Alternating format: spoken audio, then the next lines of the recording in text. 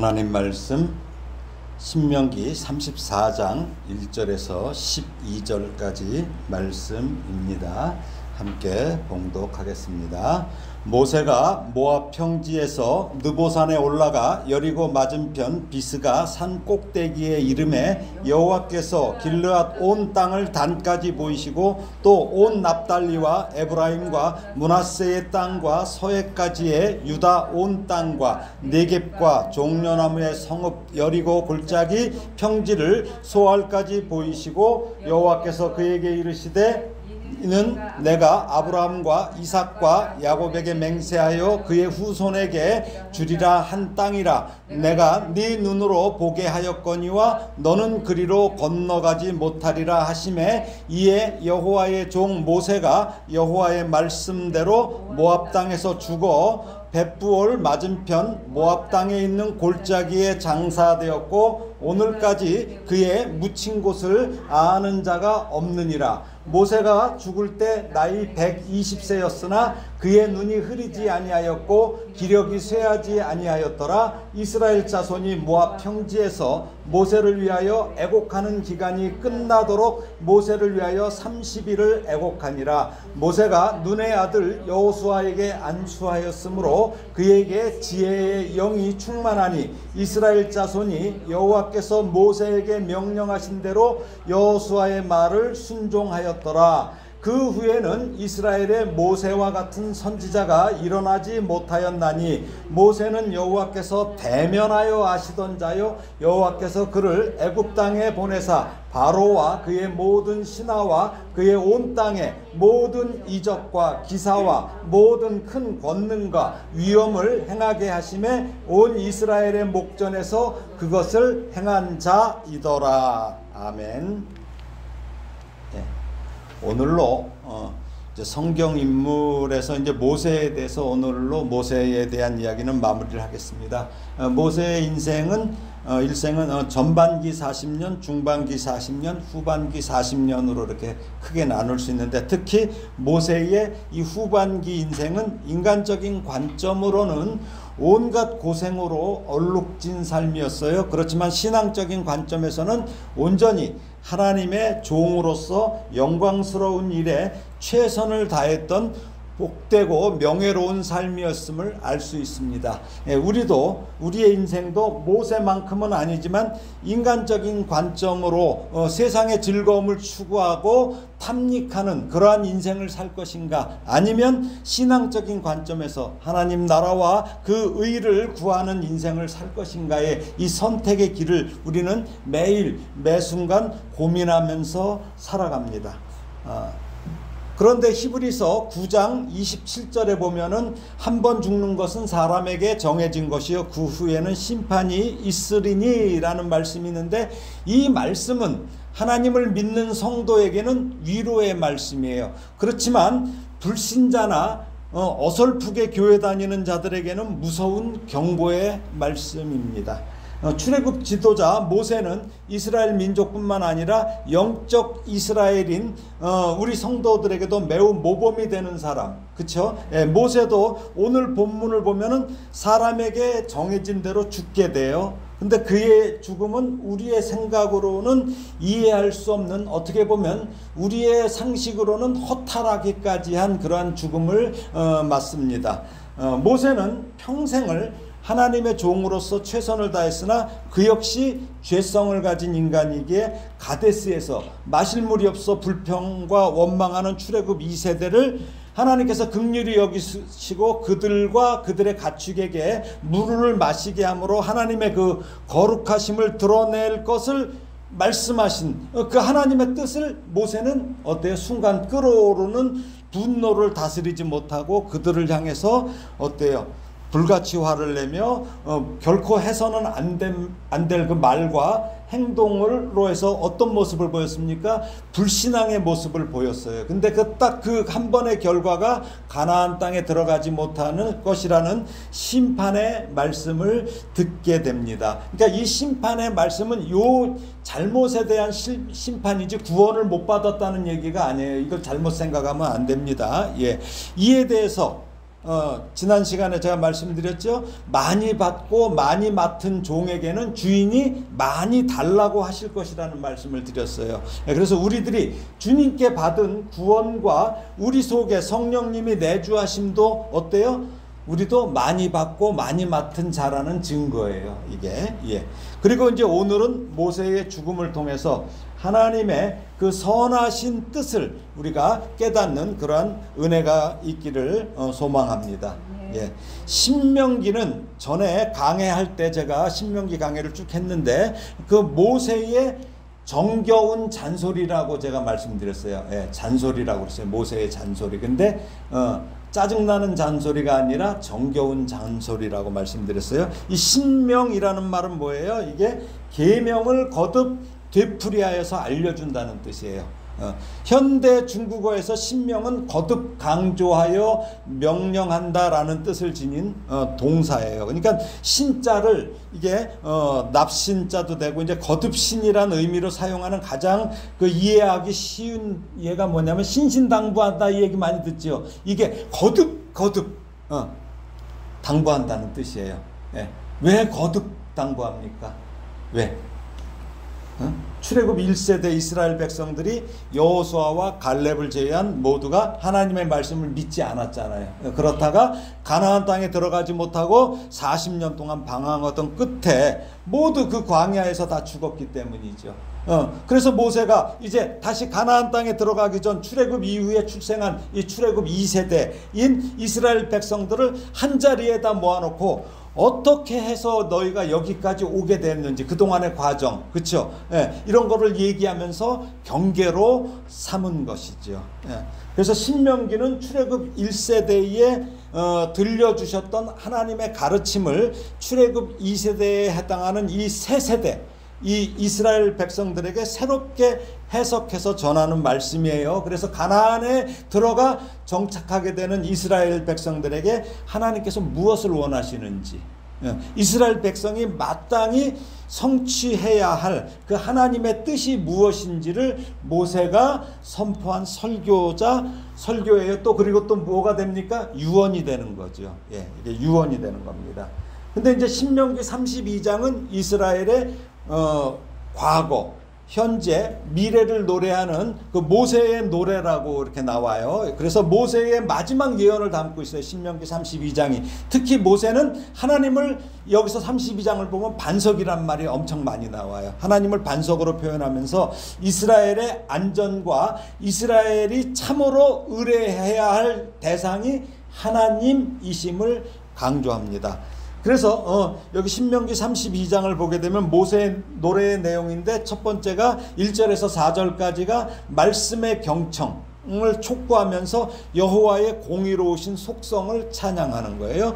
두 번째는 뭐예요? 여호와의 은혜와 이를 배반한 이스라엘의 어리석음을 지적하는 게 5절에서 14절까지 나와요. 그리고 이제 세 번째가 이스라엘의 배교, 그 다음에 여호와의 진노에 대한 예언, 그 다음에 네 번째가 이스라엘의 징계 도구로 사용된 그 대적들, 그들이 뭐예요? 이스라엘을 치잖아요. 근데 그들에 대한 여호와의 심판에 대한 예언이 이제 26절에서 43절까지 이렇게 쭉 나와 있습니다. 특히 신명기 32장 49절에서 52절에서는 모세가 가나안 땅에 들어가지 못한 이유가 된 그 무리바 물가 사건을 언급해요. 예. 그래서 모세가 얼마나 저기였냐면 사실은 자기가 여호와의 거룩하심을 나타내지 않아서 못 들어가는데도 뭐라 그래요? 너희들이 그렇게 불평불만했다는 얘기를 또 한 번 해요. 그러니까 모세도 엄청 안타까웠던 거예요. 그 가나안 땅에 못 들어가는 게. 그래서 모세의 죽음에 대한 배경과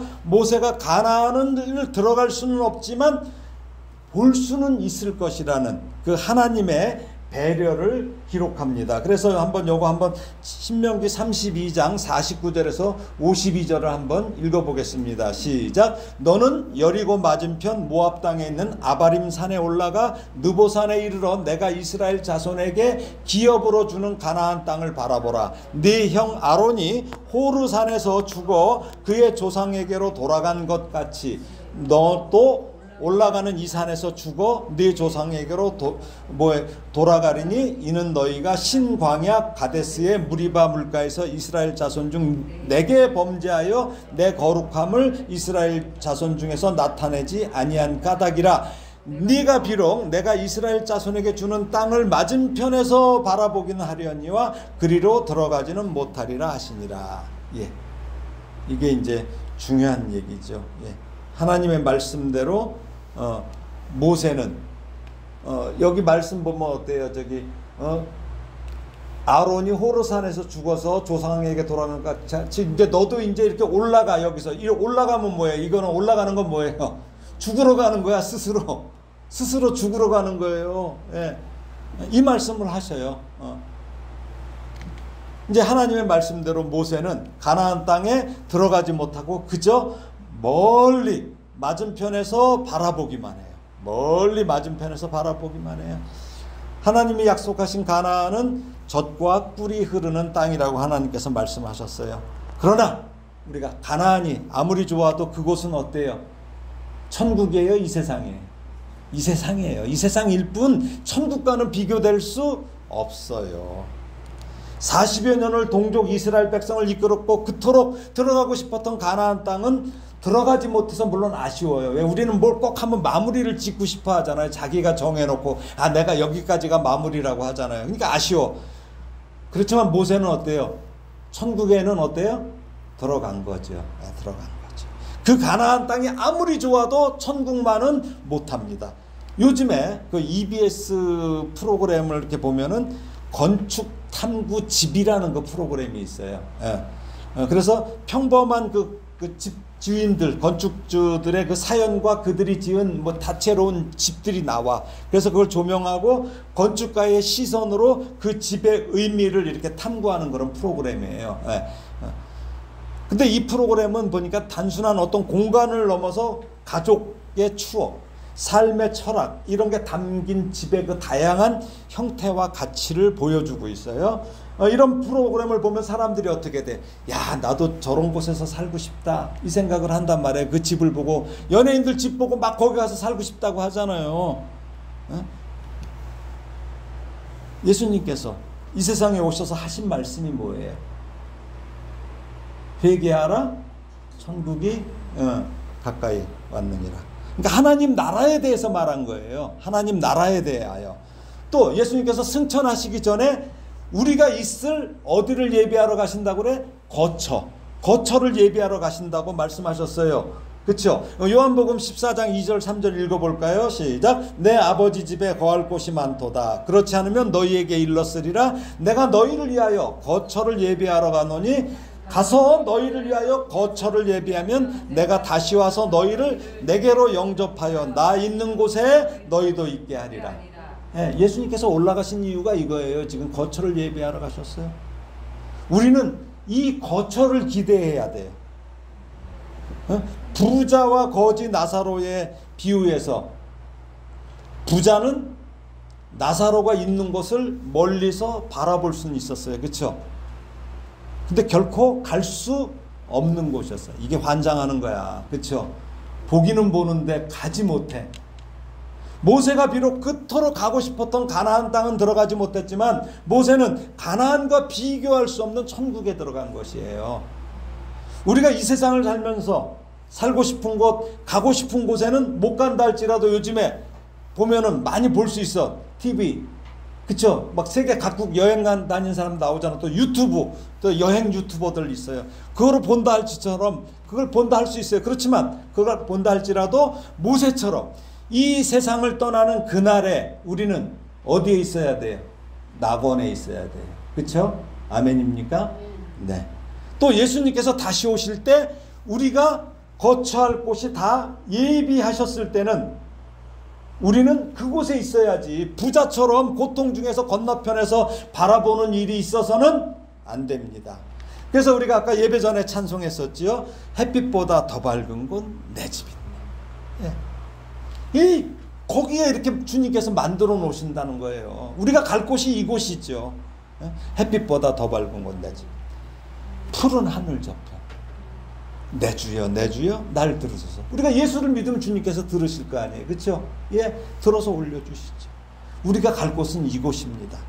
비록 모세가 가나안 땅에 들어가지는 못했지만 하나님은 그 땅을 두루 이렇게 보여주셔요. 보여주시면서 그동안의 수고를 위로하십니다. 이게 위로하시는 거예요. 하나님께서 쭉 보여주시는 게. 너 그동안 이 백성들을 이렇게 이끌고 여기까지 온 게 바로 이제 저쪽으로 얘네들은 갈 거야. 우리 부모님이 예를 들자면은 뭘 많이 만들었어. 근데 이제 나이가 들어서 이제 돌아가시게 됐어요. 그러면은 이게 자녀들 위해서 그걸 갖다 이렇게 뭘 보여줄 거 아니야. 너 여기서 살고 뭐 그러면 부모가 속상해 안 속상해?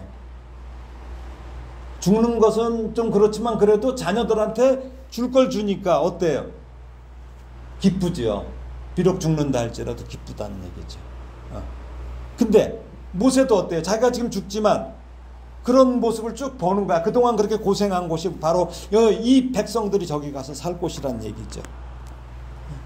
이제 모세는 신명기 33장에 보면은 이스라엘 각 지파들에 대한 축복을 구체적으로 이제 예언을 해요. 각 축복하면서 이제 이스라엘 백성들이 어디서 어떻게 복을 받고 뭐 이런 걸 이제 구체적으로 예언하는데, 여호와께서 이제 시내산에서 오시고 세일산에서 일어나시며 바란산에서 비추시고 1만 성도 가운데 강림하시는 장면을 이렇게 묘사하면서 각 지파에 대한 구체적인 그 축복을 해요, 자기가. 그리고 또 더불어 이스라엘 전체의 번영과 평화를 이렇게 기원하는 내용으로 33장이 구성되어 있어요. 그래서 이 모세의 축복은 그들의 조상 야곱이 바로 12아들에게 축복한 것처럼 모세가 이스라엘 백성들에게 했던 마지막 유언이자 격려의 메시지인 동시에 가나안 입성을 앞둔 백성들에게 용기와 소망을 주는 거예요. 그렇죠? 그러면서 또 경계를 삼아요. 니네 이렇게 하면 안 된다는 것도 있죠. 그렇죠? 그러면서 뭐예요? 다가올 영광스러운 미래를 기대하게 하는 내용입니다. 자, 이제 신명기 34장 오늘 본문 1절을 다시 한번 읽어보겠습니다. 시작. 모세가 모압 평지에서 느보산에 올라가 여리고 맞은편 비스가 산 꼭대기에 이름에 여호와께서 길르앗 온 땅을 단까지 보이시고, 여기 뭐 느보산이나 비스가 여기 보면 느보산이 밑에 있죠. 그다음에 비스가 산이 있어요. 그죠? 그다음에 아바림 산맥이라고 있죠. 마운트라고 했어요. 마운틴스. 이건 뭐냐면 모두 이게 아바림 산맥에 있는 산들이에요. 아바림 산맥에 있는 산들이, 산맥에 산들이 쭉 있죠.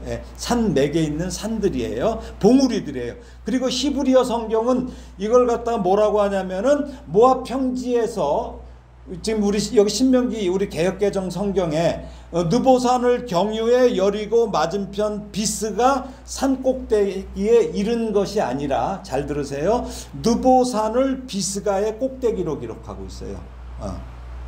그러므로 모세가 느보산을 경유해서 비스가 산에 오른 것처럼 지금 우리 개역개정은 그렇게 나와 있어요. 이렇게 지금 이렇게 번역한 개역개정은 번역이 잘못된 거예요.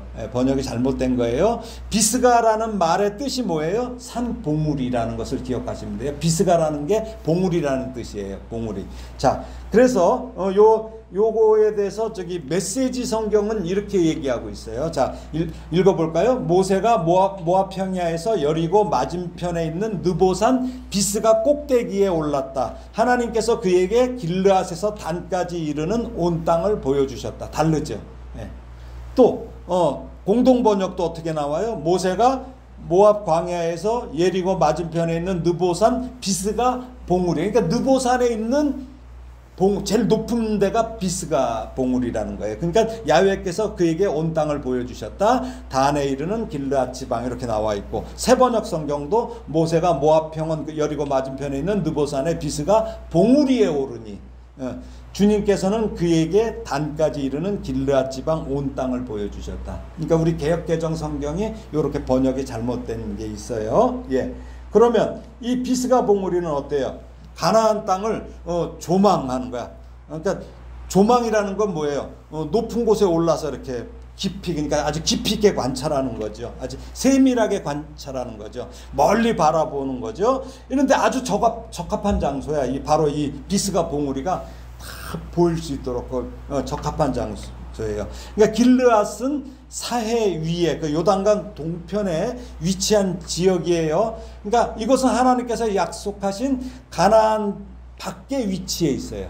가나안 밖에 위치했지만 이스라엘이 광야를 지날 때 이 땅을 차지해요. 이스라엘 이제 여호수아에 의해서 이제 차지했고, 그때부터 뭐예요? 길르앗도 약속의 땅 일부가 됐는데 나중에 르벤 지파, 갓 지파, 므낫세의 반쪽 지파가 여기에 배분되죠. 이 땅이 분배돼요. 그리고 여기서 이제 바라본 단이라는 곳은 어때요? 이스라엘 북쪽의 맨 끝이야.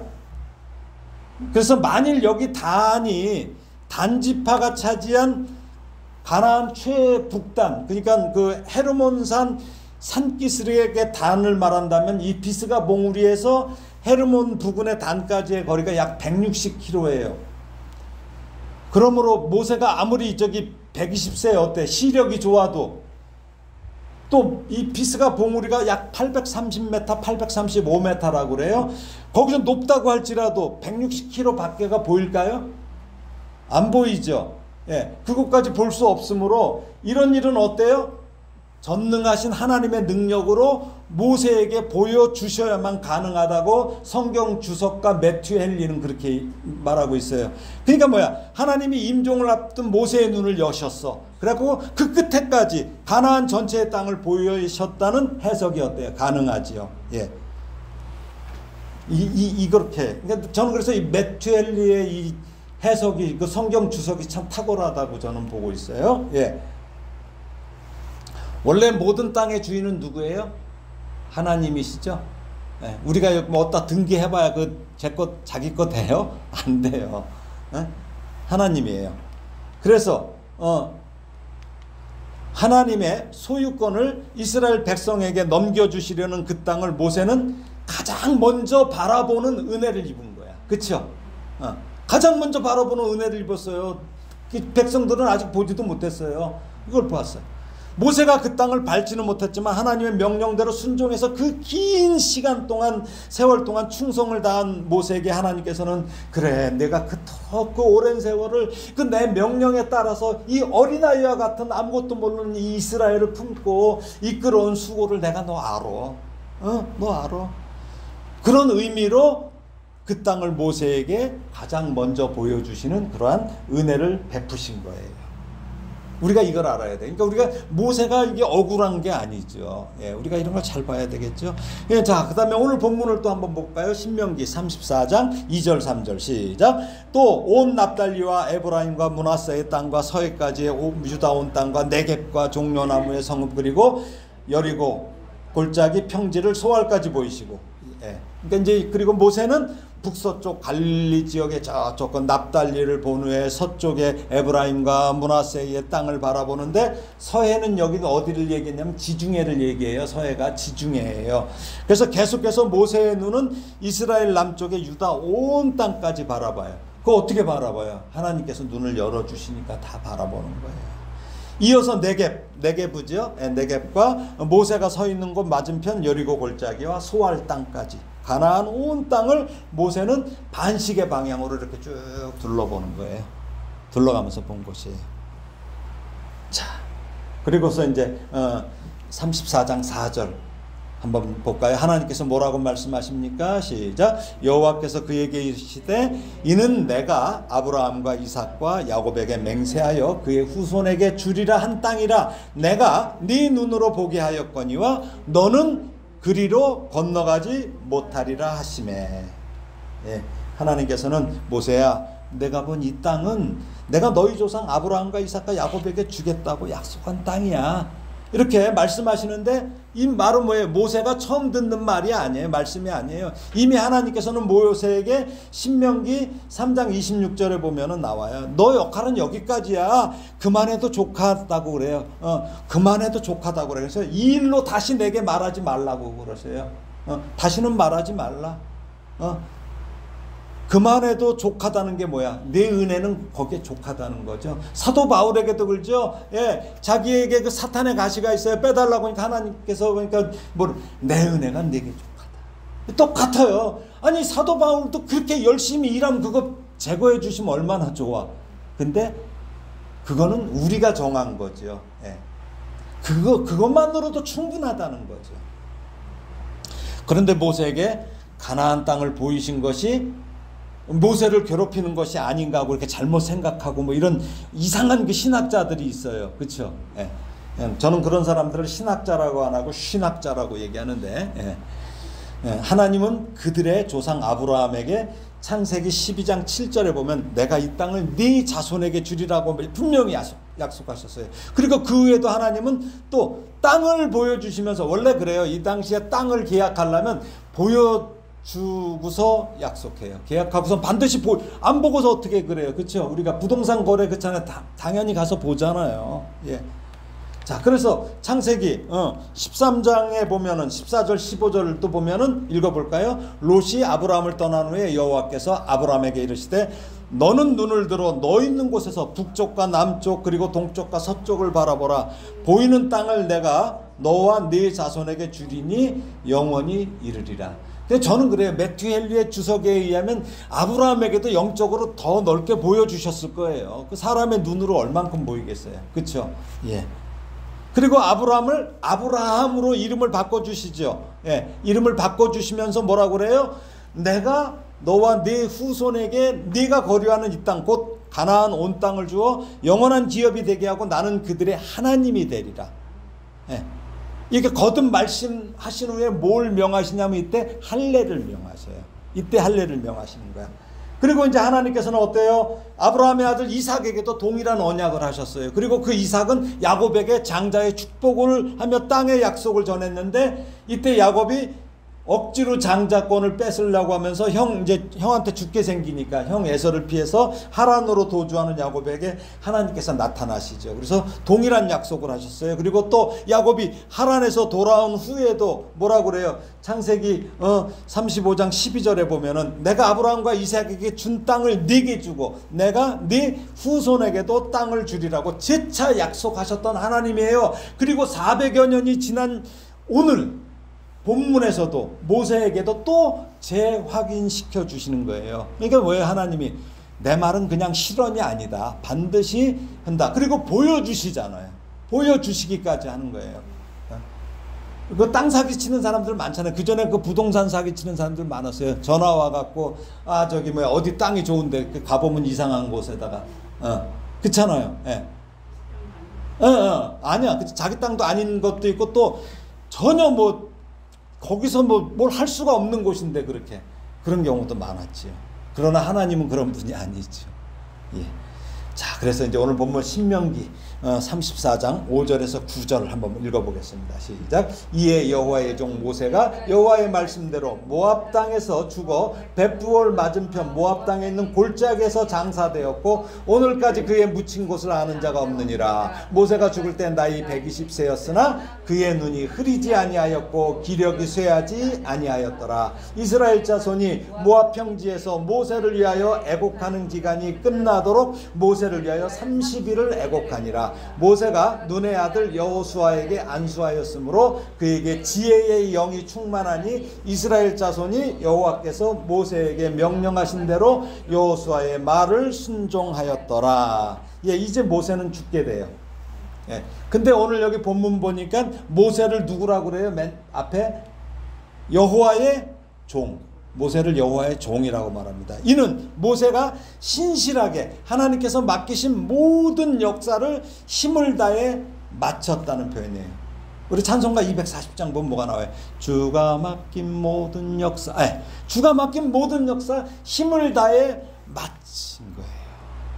모세는 애굽의 왕자로서 그 세상의 부귀를 누릴 수 있었어요. 그러나 오히려 하나님의 종이 되는 길을 선택했죠. 예, 그래서 자기 백성과 함께 고난받기를 더 좋아했다고 히브리서 기자가 증거하잖아요. 이게 믿음이라는 거예요. 여호와의 종이란 영광스러운 평가를 받았어요. 여러분도 하나님의 종이란 평가를 받기를 주님의 이름으로 축원합니다. 예, 목사만 종 아니에요. 이거 잘 아세요? 모두가 종이에요. 하는 일이 다른 것뿐이에요. 예. 근데 여기 여호와의 말씀대로의 원어의 의미는 여호와의 입을 따라. 여호와의 입을 따라라는 뜻이에요. 이는 모세가 여호와의 종이라는 평가와 잘 어울려요. 왜? 여호와께서 말씀하시는 대로 따라하는, 명령대로 하는 거잖아요. 입을 따라. 종은 어때요? 살아도 주인의 명령대로, 죽어도 주인의 명령에 따라 죽는 것이에요. 종 좋은 자리 아니에요. 살아서 힘들게 고생하는 것은 그래도 주인의 명령에 따를 수 있어, 우리가. 그쵸? 근데 주인의 명령에 따라 죽는 것은 종이라도 결코 쉽지 않습니다. 근데 모세는 이 산을 올라가면 죽는 자 아는데 그걸로 올라가잖아요. 이게 여호와의 종이에요. 이게 여호와의 종이에요. 그래서 이런 찬양이 있죠. 이제 내가 살아도라는 찬양이 있죠. 잘 생각하면서 부르세요. 아무 생각 없이 찬송 부르지 마세요. 이제 내가 살아도 주 위에 살고, 이제 내가 죽어도 주 위에 죽네. 이거 잘 생각하고 부르세요. 하늘 영광 보여주며 날 오라네. 할렐루야 찬송하며 죽게 갑니다. 그러므로 나는 사나 죽으나 주님의 것이요, 사나 죽으나 날 위해 피 흘리신 내 주님의 것이. 정말 종이라면은 이 찬송을 기쁨으로 불러야 돼요. 그리고 아무 생각 없이 부르지 마세요. 생각 없이 부르고서 나중에 주님 앞에서 저 못하겠습니다. 그럼 뭐야? 그 주님 앞에 거짓말한 거잖아요. 그런데 모세는 여호와의 종답게 죽을 때도 여호와의 말씀에 순종하여서 자진해서 거룩한 땅, 가나안 땅에 경계 밖이에요. 그쵸? 모압 땅에서 죽었다는 거예요. 너무하시죠? 하나님께서. 이왕 죽으면 가나안 땅에서 죽게 하시지 왜 또 경계 밖에서 죽게 하셔? 그쵸? 가나안 땅에서 죽는 것도 허락하시지 않았다는 거예요. 너무하시지 않나요? 그리고 모세는 느보산에서 숨을 거두었지만 또 하나는 지금까지 사람들에게 알려지지 않은 한 골짜기에 장사됐어요. 그리고 오늘까지 모세에 묻힌 것을 아는 사람이 없습니다. 그런데 여기 의문이 있어요. 그럼 모세는 누가 장사를 지냈을까요? 모세를 장사 지냈다는 성경 기록은 분명히 있는데 우리말 성경에는 누가 어떻게 장사를 지냈는지에 대한 기록이 없어요. 그렇죠? 분명히 모세의 죽음에 이스라엘 백성들이 죽었다고 해서 30일을 애곡했다고 나오잖아요. 근데 시체도 못 보고 어떻게 이렇게 애곡을 할 수 있냐 이거죠. 보통 사람의 장례식은 어땠습니까? 사람들이 참석하고 사람들이 장사 지내죠. 그렇지만 우리말 성경에는 모압 땅에서 죽어라고 이렇게 기록했지만 히브리 원문은 이렇게 나와 있어요. 뭐라고 나오냐면 그리고 하나님이 모세를 모압 땅에 있는 골짜기에 묻었다라고 되어 있어요. 누가 묻어요? 하나님이. 이런 영광이 어디 있어요? 그렇죠? 우리가 막 요즘에 어디 장례 회사들 많죠. 무슨 보람상조 거기 가입해봐요. 결국 장례인데 누가 해? 사람이 하죠. 나름대로 막 제복 입고 막 이러지만 그건 뭐야? 즉 맞소라 본문이 말하는 것은 여호와의 종 모세가 여호와의 말씀대로 모압 땅에서 죽었다는 것뿐만 아니라 여호와께서 그를 묻으셨다는 사실이에요. 또 여기 여호와의 말씀대로라는 아까 그 히브리어 표현을 아까 여호와의 입에서라고 말씀드렸죠. 이거는 뭐예요? 이 표현은 모세가 병이나 어떤 나이 때문에 죽은 게 아니라는 거예요. 그쵸? 병들어서 죽지 않았죠? 나이 때문에 죽은 게 아니라는 의미예요. 7절에 나왔죠? 그가 120세에 죽었는데 눈도 건강했어요. 근데 민수기 33장 38절에 보면 아론의 죽음을 모세와 동일한 표현을 기록했어요. 그러니까 아론도 그렇게 죽은 거예요. 여호와의 입에서 나오는 말씀대로. 아론도 며칠 애곡을 해요? 30일 애곡을 해요. 유대 주석의 그 미드라시에서는 이 부분을 하나님으로부터의 입맞춤으로 인하여 라고 이렇게 나와 있어요. 표현했는데 이것은 뭐예요? 고통 없는 갑작스러운 죽음. 그러니까 모세는 얼마나 행복하게 죽었는지 몰라. 우리가 죽을 때도 고통스럽고 그러잖아요. 근데 하나님으로부터 입맞춤으로 해서 그냥 편안하게 그렇게 여겨지는 거죠. 가장 행복한 죽음이죠. 그래서 이게 영어 성경에서는 이 모세가 죽었다는 이 부분을 갖다가 어떻게 나오냐면은 저기 신명기 34장 6절을 보게 되면 He buried him이라고 나와요. 제가 빨갛게 써놨지요. 이 얘기는 뭐냐면 장사를 지냈다. 여호와께서 모세를 장사하셨다고 영어 성경에는 이렇게 나와 있어요. 영어 성경에는. 그리고 유다서 1장 9절에 보면 뭐라고 나와요? 천사장 미가엘이 모세의 시체에 대하여 마귀와 다투어 변론할 때 감히 비방하는 판결을 내리지 못하고 다만 주께서 너를 꾸짖으시기를 원하노라 하였거늘 이렇게 기록하여 있어요. 이렇게 기록되어 있어요. 유다서의 의미는 이제 그림이 여러 가지가 있는데 요거는 이제 뭐냐면 그 로마 바티칸의 그 시스티나 성당이라고 하는 그 벽화의 일부분입니다. 이게 모세의 유언과 죽음이라고 해서 루카 시뇨렐리라는 사람과 그의 그 제자들이 합동을 해서 그린 그림이에요. 여기 보면 가운데에 모세가 이렇게 죽은 시신이 있고 한쪽에는 천사가 있고 한쪽에는 마귀가 있죠. 마귀들이 있죠. 예, 이게 서로 다투는 장면 이걸 갖다 지금 그린 거예요. 그래서 유다서의 의미는 천사장 미가엘이 모세의 시체를 장사할 때에 마귀가 이것을 막으려고 이스라엘 백성들에게 모세를 그러지 마. 모세를 거대하게 장례 절차를 하자 이거야. 장례식 아주 거창하게 치러주고 무덤도 거창하게 조성하도록 주장했다는 것이에요. 그래서 마귀는 이 모세의 무덤이 후손 대대로 알려져서 우리 성지순례 가지요. 그런 성지로서 유명해져서 사람들에게 참배 장소로 기억되기를 바란 거예요. 그러나 하나님은 뭐예요? 모세의 이 무덤이 누구에게도 알려지기를 원치 않으셨기 때문에 본문 6절에 보면 뭐라고 그래요? 아까 봤죠?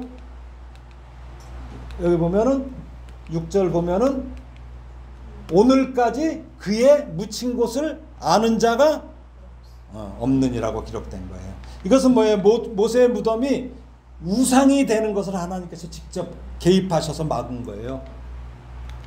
모세의 무덤이 우상이 되는 거죠. 모세가 우상이 되는 거야. 그러니까 이렇게 하나님께서는 모세의 장사를 이스라엘 백성들에게 맡기지 않으셨어.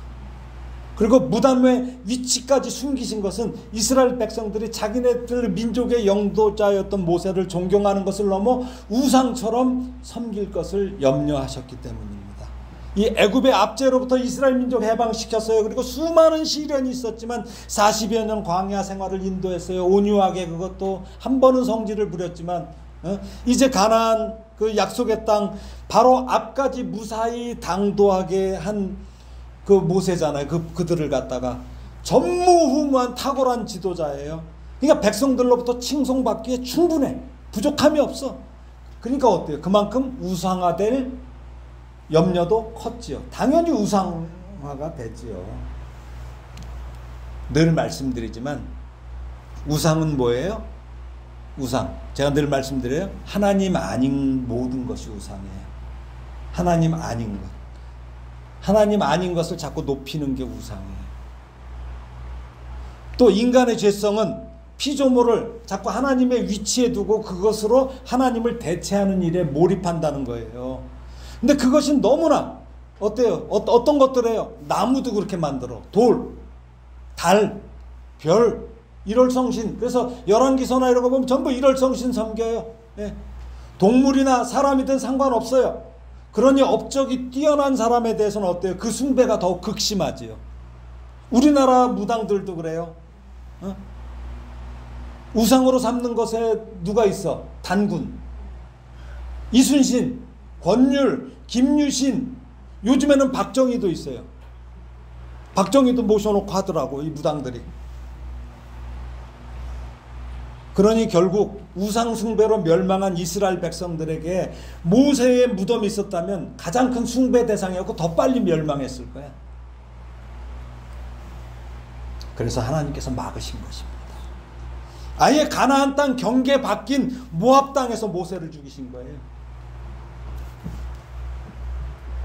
근데 저는 이것이 하나님께서 모세에게 행하신 가장 큰 사랑이고 은혜라고 생각해요. 거기다 죽이고 무덤 없앤 게. 제가 왜 그렇게 생각할까요? 만약에 모세가 하나님의 신실한 종이라면 하나님께서 영광을 받으셔야 되는데 자기 무덤을 찾아 사람들이 숭배한다면 얼마나 민망할 거예요. 그렇죠? 이거 아주 거기서도 이게 불편해. 그렇죠? 민망해. 얼마나 민망할 거예요. 하나님께서는 이런 면까지 차단하셨다는 게 제 생각이에요. 그러면 모세는 그렇게 끝났습니까? 그렇지 않습니다. 무슨 말일까요? 먼 훗날 예수님께서 변화산에 오르셨을 때, 그쵸? 예, 변화산에 오르셨을 때, 제가 요거 작품 하나 있죠. 변화산에 오르셨을 때, 요 누구 있어요? 모세와 엘리야. 언제 기회가 되면 요 작품에 대한 설명도 또 자세히 이거 제대로 설명해 주신 분이 있더라고, 화가가. 그걸 제가 한번 인용해서 설명해 드리면 참 좋은데, 그냥 여기 모세가 그대로 끝났어요? 아니에요. 엘리야는 어때? 죽지 않고 올라갔죠. 승천했죠. 근데 모세랑 같이 있잖아요. 그 모세와 엘리야와 함께 영광 중에 계셨던 것을 베드로와 야고보와 요한이 봤지요. 예. 그래 모두가 뭐래? 여기다가 초막셋을 짓자고. 얼마나 좋으면. 사실은 천국에서 모세와 엘리야가 예수님과 이게 뭐예요? 함께 교제하는 모습이에요. 교제하는 모습이에요. 무슨 뜻입니까?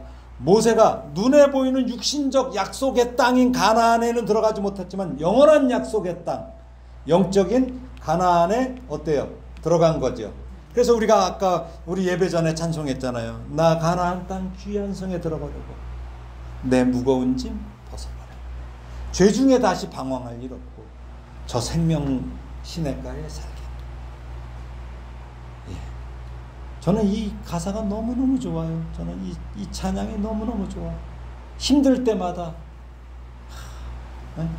너무너무 좋아요. 어떻습니까? 모세는 정말 하나님의 사랑을 아주 막 듬뿍 받았던 사람이었어요. 비록 중간에 인간인지라 죄성을 보이기도 했지만 하나님께서는 이 모세를 얼마나 귀하게 대하셨는지 몰라요. 하나님께서 모세를 얼마나 귀하게 여기셨는지 오늘 본문에 보니까 뭐라고 그래요? 신명기 34장 10절에 보니까 그 후에는 이스라엘에 모세와 같은 선지자가 일어나지 못하였나니 모세는 여호와께서 대면하여 아시던 자요. 되게 귀한 말이에요. 실로 모세는 하나님과 가까이 지냄에 있어서 여호와께서 대면하여 아시던 자라고 밝히는데, 이게 민수기 12장 8절에 보면 하나님이 직접 말씀하신 그 부분이 있어요. 모세의 누이 미리암과 형 아론이 하나님께서 주신 모세의 권위에 도전한 적이 있죠. 예. 왜 그래요? 구스 여자를 취하니까 그런 거야. 그러면 뭐야? 그것 때문에 그랬을까요?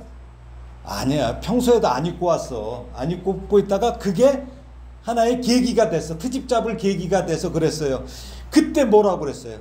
모세에게 대들으니까 너만 선지자냐 그랬잖아요. 그때 하나님께서 뭐라고 했습니까? 이걸 오늘 다시 한번 읽어보겠습니다. 민수기 12장 5절에서 10절입니다. 읽어보겠습니다. 여호와께서 구름 기둥 가운데로부터 강림하사 장막문에 서시고 아론과 미리암을 부르시는지라 그 두 사람이 나아가며 이르시되 내 말을 들으라. 너희 중에 선지자가 있으면 나 여호와가 환상으로 나를 그에게 알리기도 하고 꿈으로 그와 말하기도 하거니와 내 종 모세는 그렇지 아니하니 그는 내 온 집에 충성함이라. 그와는 내가 대면하여 명백히 말하고 은밀한 말로 하지 아니하며 그는 또 여호와의 형상을 보거늘 너희가 어찌하여 내 종 모세 비방하기를 두려워하지 아니하느냐. 여호와께서 그들을 향하여 진노하시고 떠나심에 구름이 장막 위에서 떠나갔고 미리암은 나병에 걸려 눈과 같더라. 아론이 미리암을 본즉 나병에 걸렸는지라. 예. 하나님은 꿈속에서나 환상에서 임하셨던 다른 선지자들한테는 그렇게 임하셨어요. 그거와 달리 모세에게는 뭐예요? 보니까 마치 사람이 그 친구와 이야기하듯이야. 이게 대면한다는 게 친구처럼 대하셨다는 거예요. 예수님께서도 우리를 친구라고 부르시겠다고 그랬죠. 예. 그러니까 친구처럼 가까이 대면하시면서 말씀하셨어요. 또 출애굽기 33장 18절에 보면은 하나님의 그 영광스러운 임재도 목격하게 하셔요. 예. 그렇지만 앞을 보면 안 되죠. 예. 뒤에만 보이셨죠. 예. 또 시내산에서는 모세와 단둘이서 40일이라는 오랜 40일 동안 하나님하고 지냈어요. 시내산에서. 예? 다른 선지자들은 하나님께서 나타나셔서 말씀하실 때는 다니엘서에 보면 공포에 떨어 막 두려워갖고, 근데 모세는 하나님의 계시를 받을 때마다 오히려 마음이 평정을 유지하고 얼굴에 빛이 났다 그랬죠. 예. 그러므로 그 정도로 모세는 하나님의 영광을 많이 보았고 직접 체험했던 사람입니다. 말씀을 정리합니다. 모세는 탁월한 지도력을 갖춘 출애굽의 지도자였을 뿐만 아니라 하나님과 얼굴을 맞대고 대화하던 특별한 인물이었어요. 성경에서 모세 이후의 인물 중 그 누구도 하나님께서 대면하여 아시던 사람이 없습니다. 이러한 모세의 특별함은 모세가 온전히 여기까지의 신앙을 가졌기 때문이에요. 여기까지다.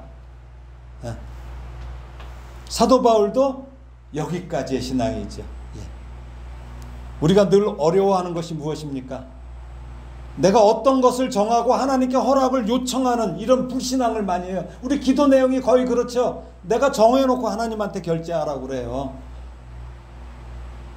신앙이란 무엇을 내가 정하는 것이 아니라 하나님께서 정하신 것, 여기까지에 대해 순종하는 것입니다.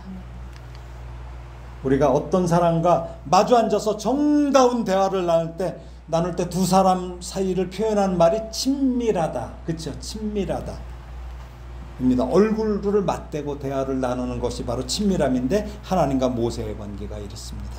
모세가, 그렇다면 오늘날 우리 성도들도 모세처럼 하나님과 친밀한 관계를 유지할 수 있어요, 없어요? 있어요. 그 비결이 뭐예요?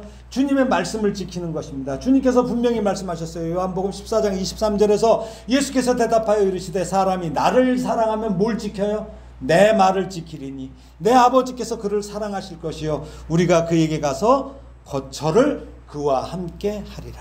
예, 거처를 함께 한다는 말 무슨 말이에요? 동거한다는 말이죠. 같이 산다는 말이죠. 예, 얼굴을 마주 대하는 것 이상으로 친밀감을 나타내는 표현입니다. 날마다 하나님께 대한 신앙을 고백하고 남다른 열정을 보일지라도 우리가 하나님의 말씀을 지키지 않는다면 하나님과 친밀하게 되지 못하는데, 바로 유대 종교 지도자들이 바로 실패한 원인이 이거예요. 예, 말씀은 읽고 아는 건 엄청 많아요. 근데 지키지 않았어요. 그들은 누구보다도 열심히 있었고 경건한 것처럼 보였어요. 성경에 대한 지식도 많았습니다. 그렇지만 주님의 말씀을 따르지 않았기 때문에 이 화 있을진저 외식하는 서기관들과 바리새인들이요 라는 책망을 피할 수 없었던 것입니다. 예수님께서 요한복음 14장 21절에서 하시는 말씀이 뭐예요? 나의 계명을 지키는 자라야 나를 사랑하는 자니 나를 사랑하는 자는 내 아버지께 사랑을 받을 것이요 나도 그를 사랑하여 그에게 나를 나타내리라. 이 주님의 말씀은 마태복음 이 말씀하고 똑같아요. 7장 21절이 뭐예요? 나더러 주여 주여 하는 자마다 다 천국에 들어갈 것이 아니요 다만 하늘에 계신 내 아버지의 뜻대로 행하는 자라야 들어가리라는 이 말씀과 같아요. 바로 모세가 그렇게 살았다는 것입니다. 시편 25편 14절에 여호와의 친밀하심이 그를 경외하는 자들에게 있으며, 경외하는 자들에게 친밀의 친구 같아요. 그의 언약을 그들에게 보이시리라는 말씀처럼 여호와를 경외하는 우리 성도들에게 하나님께서 친밀하심으로 우리와 함께 하실 것입니다. 말로만 입에 찬양으로만 하지 말고 온전히 행함으로 순종하는 복된 성도가 되기를 예수님의 이름으로 축원합니다. 기도하겠습니다. 하나님 아버지, 오랜 기간 하나님의 뜻을 따라 이스라엘 백성을 이끈 지도자 모세가 죽었습니다. 그러나 하나님은 그의 죽음을 예비하셨고 장례마저 직접 치러주시면서 그가 우매한 인간들의 우상으로 남지 않도록 세심하게 그를 데려가시는 은혜까지 베푸셨습니다.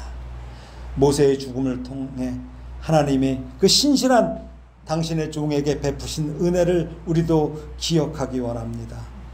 또 모세 역시 하나님께서 너는 여기까지라고 하신 그 말씀에 순종하여 죽음의 길까지도 기꺼이 걸어가는 여호와의 종으로서 온전한 믿음으로 하나님과 동행한 인생이었습니다. 결코 쉽지 않은 길, 우리의 의지로 갈 수 없는 믿음의 길을 우리도 가기를 원하오니 성령 하나님께서 늘 우리를 주장하여 온전하게 하여 주시옵소서. 예수님께서 걸어가신 그 길, 순종과 고난의 길을 우리도 완주하기를 먼저 그 길을 걸어가시며 기다리시는 예수님의 이름으로 기도드립니다. 아멘.